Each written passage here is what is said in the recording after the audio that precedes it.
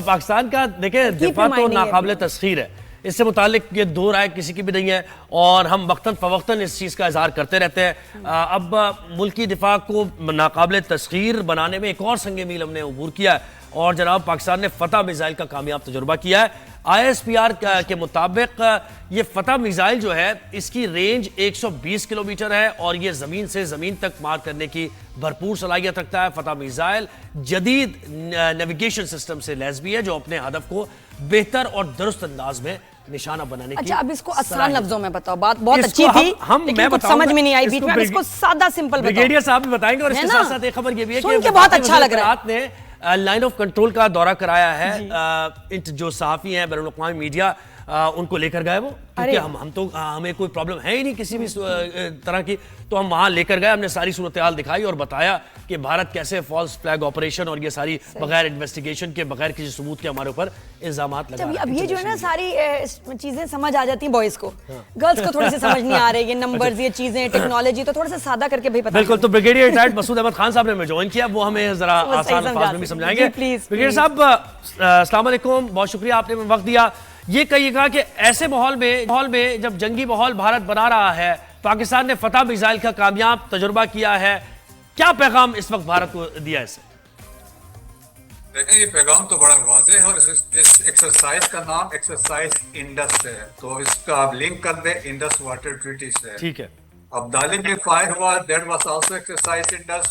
फतेह भी exercise Indus है। तो मैसेज ये है, अगर आप रोकेंगे, डाइवर्ट करेंगे पानी को, प्रिवेंट करेंगे, if you develop some infrastructure, तो ये अब्दाली भी आएगा और ये फतेह भी आएगा, उधर ही आके लगेंगे। सो मैसेज एक वाज़ेह और क्लियर मैसेज है। और इसके अलावा जो एक अब मैं गुफ्तगू सुन रहा था, ये वाटर पॉलिटिक्स की मैं बात करूं कि इसमें चाइना का रोल हमें आउट नहीं करना चाहिए। चाइना देखें कि अभी भी जो हम कहते हैं ना, ये हाइड्रोलॉजिकल स्टेबिलिटी है रीजन में, उसको वो देख रहा है।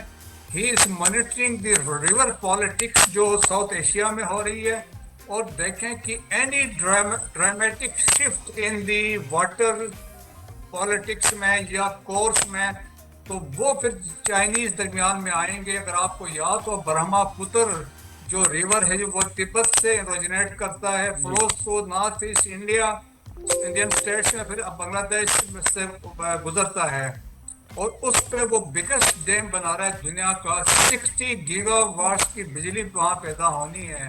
सो 1 गीगावाट इज 60 बिलियन वाट का है। तो वो देखें कि उस तरह की ये वहां पे डेवलपमेंट हो रही है। तो वाज़ेह एक मैसेज है कि उससे अगर वो वहां पे कंट्रोल करेगा, तो जो पानी इंडिया का ब्रह्मपुत्र का आ रहा है, वो वहां पे उसको यारलुंग कहते हैं रिवर को, तो इनको तकलीफ वहां से भी होगी। और ऑलरेडी उन्होंने कहा है कि हमारे लिए मसले होंगे, चाइना हर तरफ से हम इनको चुपते ही रहेंगे इंशाल्लाह। ब्रिगेडियर साहब प्लीज बताइएगा वो मिसाइल का कि आसान अल्फाज में कि ये मिसाइल जो है इसकी कैपेबिलिटी क्या है? देखें, ये सरफेस टू सरफेस मिसाइल है और इसका कैपेबिलिटी 120 किलोमीटर है। ये फतेह 1 सीरीज के मिसाइल है। 120 पे भी इसका ट्रायल हुआ, 140 में भी हुआ है। और फतेह 2 जो मिसाइल है वो 400 किलोमीटर का है और वो भी सरफेस टू सरफेस है, लेकिन उसमें ज्यादा स्टेट ऑफ आर्ट फैसिलिटीज है, डिटेक्शन कमी उसमें। सर, ये सरफेस टू सरफेस क्या होता है? सरफेस की आप ग्राउंड से लॉन्च करते हैं और जाके ग्राउंड पे हिट करते हैं, तो दैट्स दिस सरफेस। नहीं, तो बिल्कुल आप सही कह रहे हैं। उसकी अहमियत आपने अभी ज्यादा मजीद बढ़ा दी है कि ये जो आबी जारियत कर रहा है भारत, और ये डैम्स बनाने की या कोई भी कोशिश कर रहा है हमारे पानी को, क्योंकि हम ये समझते हैं कि हमारे ऊपर जंग है ये मुसलत, तो हम इसको आदाब को निशाना बना सकते हैं, ऐसे ही। तो दैट्स व्हाई वो मैसेज था ना, एक्साइज इंडस नाम इसीलिए रखा है कि ये आपके पीछे आएंगे, जो हमारे वजीर दिफा ने भी ये बयानात। अच्छा, तो ब्रिगेडियर साहब, ये हम थ्रू आउट ये कह रहे हैं कि अगर उन्होंने पानी रोकने की इंडिया ने कोशिश की तो हम इसको कंसिडर करेंगे एज एक्ट ऑफ वॉर। पानी रोका है उन्होंने, तो क्या अब ये एक्ट ऑफ वॉर कंसिडर करके हम कुछ रिएक्ट करेंगे? अब देखें कि कल उन्होंने कहा था रोका है, इसके बाद मेरे ख्याल में फ्लो ज्यादा हुआ, छोड़ दिया है। अभी ये इस तरह की मैंने खबर सुनी है, लेकिन since we have taken up the case with the at United Nation Security Council में चले गए हैं, कल इस पर डिस्कशंस हुई हैं और वहाँ पे ये डिसीजन आएगा, तो मेरे ख्याल में उसके बाद लाहमत तय होगा। सिंस अभी वो उसको जिस तरह अभी मेरे ख्याल में उसको वो रोक नहीं सकते, पानी चिनाब के ऊपर या बगियार डैम के। अच्छा, भाई साहब, हम तो हर फ्रंट पे जो है ना हमें कामयाबियां मिल रही हैं, सिफारती सतह पर भी और इंफॉर्मेशन के मैदान में भी ज़ाहिर है हमें कामयाबियां मिल रही हैं। सिक्योरिटी काउंसिल का इजलास हो गया हमारी रिक्वेजिशन पर, लेकिन ये जो LOC का दौरा कराया है, मकामी मीडिया और इंटरनेशनल मीडिया भी वहाँ पर मौजूद था और हमने वाज़े तौर पर दिखाई सारी सूरत हाल कि भारत किस तरीके से जारियत कर रहा है। तो ये इंटरनेशनली क्या पैगाम जाएगा, कितना ज़रूरी था इस मौके पर यह करना? आपको अगर याद हो तो बालाकोट भी हमने विजिट करवाया था।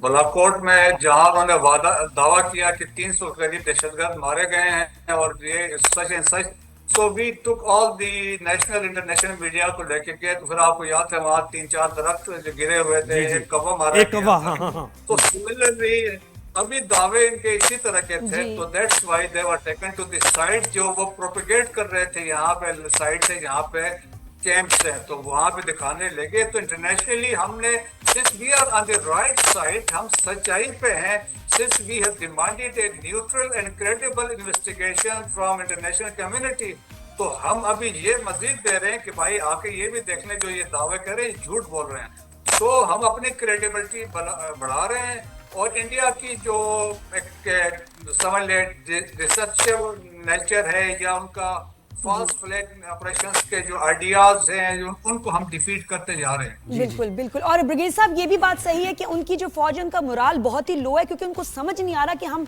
लड़ क्यों रहे हैं और हमने क्या हासिल करना है और वजह क्या है। क्योंकि देखो, हम जो आप डिफेंस के लिए लड़ते हैं उनके पास तो वजह है कि अपने मुल्क को बचाने के लिए, सिक्योरिटी के लिए, उनके पास कोई वजह ही नहीं है। तो वो ये पूछ रहे हैं भाई हम हमला क्यों करेंगे, हमने लड़ना क्यों, और उसकी वजह से उनका मोराल, चाहे उनकी एयरफोर्स हो, आर्मी हो, नेवी हो, बहुत ही आम आदमी हो चाहे, और आम आदमी तो वैसे ही कह रहा है कि भाई तू लड़ने किस लिए जा रहा है, करना क्या है, क्या वजह क्या है। लेकिन आगे आप सही कह रही हैं, देखिए कि जिस तरीके से डेवलपमेंट हुई है कि नॉर्दर्न कमांड के कमांडर थे lieutenant general Suchinder Kumar, he was removed from command, that was first development. फिर इसके बाद vice chief of air staff air marshal Sujeet was removed from the command, जब उन्होंने कहा कि हमारे राफेल तैयारे में जो पायलट्स गए थे उनकी प्रोफेशनलिज्म ठीक नहीं थी, और सेकंड उन्होंने कोई आर्गूमेंट्स की थी विद देयर हायरकी के साथ, उसके वजह से उन्होंने रिमूव कर दिया। फिर एक डॉक्यूमेंट लीक हुआ 9 पेजेस का, जिसमें पहलगाम का ऑपरेशन का प्लानिंग थी, उसको बेस करके lieutenant general DS Rana, director general defence intelligence has been removed from the command. बिल्कुल ऐसे, ये सारी आप सही बता रहे हैं, इस तरह की बिल्कुल खबरें आ रही हैं। अच्छा, ये बताएं कि अक़वाम मुत्तहिदा के सेक्रेटरी जनरल एंटोनियो गुटेरेस ने भी कहा है कि मैं सालसी कराने के लिए तैयार हूं, तो भारत क्या इस पर मान सकता है? और एक और चीज, न्यूयॉर्क टाइम्स ने army chief general Asim Munir को मर्द आहन करार दिया है। क्या भारत में कैसे इस खबर को लिया गया होगा?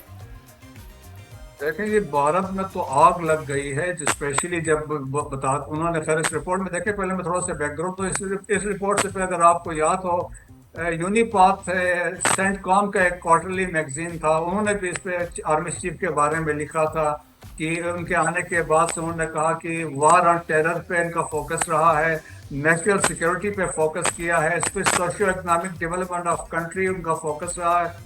अब जो है न्यूयॉर्क टाइम्स ने लिखा कि he has a decisive leadership, जिसकी वजह से ही हैज रीशेप्ड पाकिस्तान का रिस्पांस टू इंडिया, और आप समझ लें कि पब्लिक ओपिनियन जो पाकिस्तान में है, that is with this army chief, जिसकी वजह से जो एक कंसेप्चुअली क्लैरिटी उनके है। फिर एक स्ट्रेटेजिक लीडरशिप उन्होंने प्रोवाइड की है, फिर 2 नेशन थ्योरी को रिवाइव किया है। देखें जी, हम भूल गए थे तो वो उन्होंने दोबारा रिवाइव किया है, इससे ज्यादा तकलीफ हुई है। वो कहते हैं उनके आसाब में सवार हुआ है आर्मी चीफ के बयानात, और फिर जब आर्मी चीफ ने कहा कि Kashmir is our jugular vein, तो फिर जो कायद आज़म ने भी कहा था, चीफ ने भी कहा, और जब अभी इसी साल वो मुजफ्फराबाद गए थे तो वहां पे उन्होंने ये भी कहा था कि 3 जंगें लड़ी, 10 लड़ने को तैयार है कश्मीर के लिए।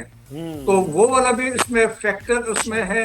और फिर देखें, जब अभी रिसेंटली स्ट्राइक कोर के एक्सरसाइज पे हो गए थे, वो टैंक पे खड़े होकर उन्होंने कहा था अगर कोई मिस एडवेंचर इंडिया करता है तो हमारा रिस्पांस फौरन होगा, और it will be a massive और इफेक्टिव रिस्पांस होगा, और फोर्सफुल रिस्पांस होगा। तो उससे ये है कि सारी कंसंट्रेशन जो है वो आर्मी चीफ के।